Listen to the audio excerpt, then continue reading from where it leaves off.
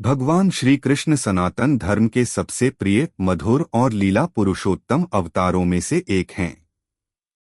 उनका जीवन केवल एक देव कथा नहीं, बल्कि प्रेम, करुणा, ज्ञान, नीति और भक्ति का ऐसा महासागर है जिसमें डूबकर हर भक्त अपने जीवन को धन्य बना सकता है। श्री कृष्ण का नाम लेते ही मन में बांसुरी की मधुर धुन, वृंदावन की गलियां, यमुना का किनारा और राधा कृष्ण का दिव्य प्रेम स्वतः प्रकट हो जाता है।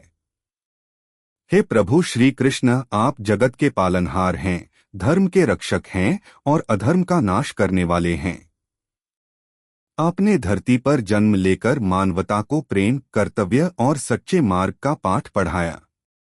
मथुरा की कारागार में देवकी और वसुदेव के यहाँ जन्म लेकर आपने यह दिखाया कि दिव्यता किसी भी परिस्थिति में जन्म ले सकती है। जैसे ही आपका जन्म हुआ, कारागार के सभी बंधन टूट गए और वसुदेव जी आपको गोकुल में नंद बाबा और यशोदा मैया के घर ले गए। गोकुल में आपका बचपन अत्यंत चंचल, मधुर और अद्भुत था। आपने अपनी बाल लीलाओं से सभी ग्वाल बालों और गोपियों के हृदय को जीत लिया। माखन चोरी की आपकी लीला केवल शरारत नहीं थी, बल्कि यह सिखाती है कि भगवान अपने भक्तों के प्रेम को चुरा लेते हैं और उनके हृदय में सदा के लिए बस जाते हैं। यशोदा मैया का स्नेह, नंद बाबा का प्यार और ग्वाल बालों के साथ आपकी मित्रता भक्ति और प्रेम का अद्भुत उदाहरण है। वृंदावन की गलियों में जब आप बांसुरी बजाते थे तो समस्त प्रकृति मंत्रमुग्ध हो जाती थी।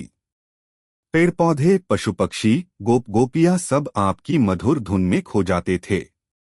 आपकी बांसुरी की ध्वनि केवल संगीत नहीं, बल्कि आत्मा को प्रभु से जोड़ने वाली दिव्य पुकार है। राधा जी और आपका प्रेम संसार का सबसे पवित्र और निस्वार्थ प्रेम माना जाता है।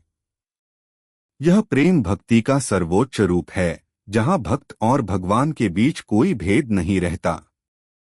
हे कान्हा, आपने कालिया नाग का मर्दन कर यमुना को पवित्र किया। पूतना, तृणावर्त और बकासुर जैसे असुरों का संहार कर धरती को पाप से मुक्त किया।